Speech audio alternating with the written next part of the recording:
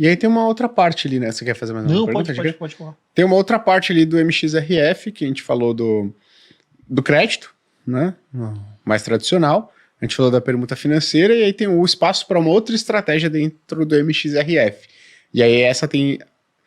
Não sei, né? Não imagino o que você vai falar aqui, mas me parece ter menos a ver com crédito, que é a parte de você escolher outros fundos imobiliários. É isso, né? Então, sim/não. Essa é a pegadinha. Boa. Por que sim/não? É um FOF, mas ele não é um FOF tradicional, né? O FOF é o Fund of Funds, né? Fundos de fundos, né? Nesse caso imobiliário. Então a gente pega um pedaço do bolso do Maxi Renda, compra cotas de outros fundos.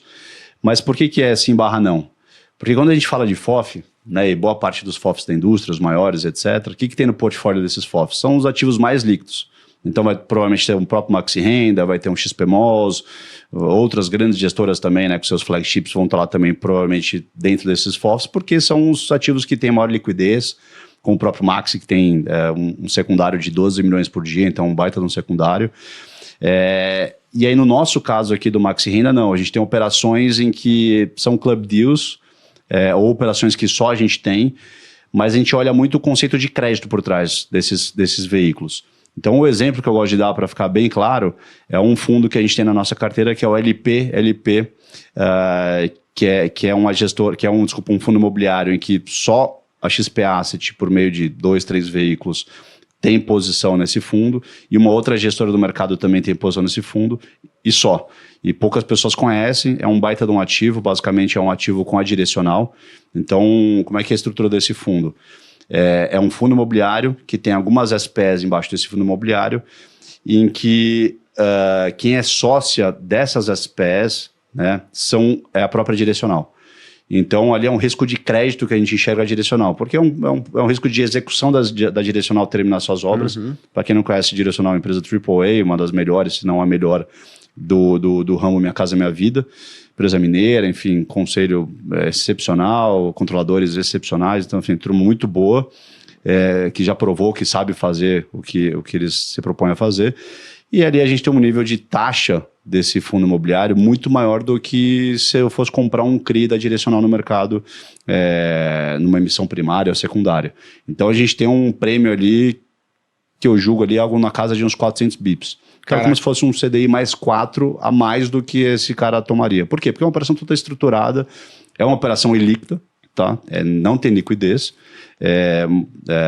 como uma debênture da direcional. Direcional, você estala o dedo, você vende em poucos minutos. Essa operação não, tem mercado, mas eu vou ter que gastar uma saliva para achar um investidor e falar, tem essa operação, ela é muito boa por isso, isso, isso. Então assim, por isso que eu digo que tem uma iliquidez, mas acho que o prêmio mais do que justifica. Uhum. Então, por isso que eu digo sim/não, porque a nossa cabeça é uma cabeça de crédito. No final do dia, eu faço a minha análise de crédito da direcional recorrentemente, então eu enxergo como se fosse uma operação de crédito mais high yield, mas sem ser high risk. Uhum, entendi. Entendeu? E aí, quando a gente olha as maiores operações do book do Maxi Renda, de outros fundos imobiliários, esses são os maiores. Tem um outro que chama Unidades Autônomas, que é basicamente um CRI de estoque, como se fosse um CRI de estoque com a Elbor, em que também a gente tem um nível de retorno maior do que se fosse comprar uma dívida da Elbor no mercado secundário ou primário. Uhum. Claro que se vocês olharem ali toda a relação de fundos imobiliários dentro do Maxi Renda, tem o próprio XPCI, por exemplo, tem outros fundos que têm já uma liquidez. Mas isso foi mais um resquício de uma época que a gente estava fazendo mais gestão, principalmente na pandemia, que a gente viu um desconto muito grande ali de alguns ativos, aí foi uma forma da gente acessar outras carteiras de crédito por um preço muito interessante.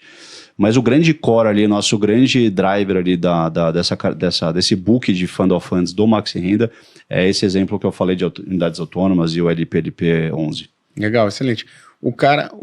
Então, assim, só para eu entender aqui e para deixar claro para o pessoal, você não conseguiria comprar esse papel diretamente através do MXRF, só comprando esse outro fundo imobiliário. Não, eu poderia comprar também, mas aí eu compraria num nível de carrego muito mais baixo.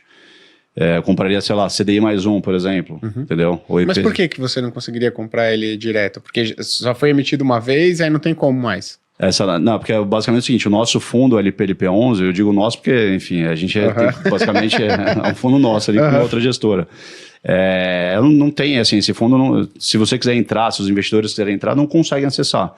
Então a gente fez uma operação estruturada para a companhia, e aí é um negócio que é totalmente um private placement, entendeu? Tá esse bom. é um pouco do racional. Mas eu poderia comprar, né, no nosso book de CRI, assim como eu já tive, CRI direcional. Só que ia ser uma taxa muito mais baixa, não ia ser esse nível de taxa como eu tenho hoje no LP 11. Entendi, legal.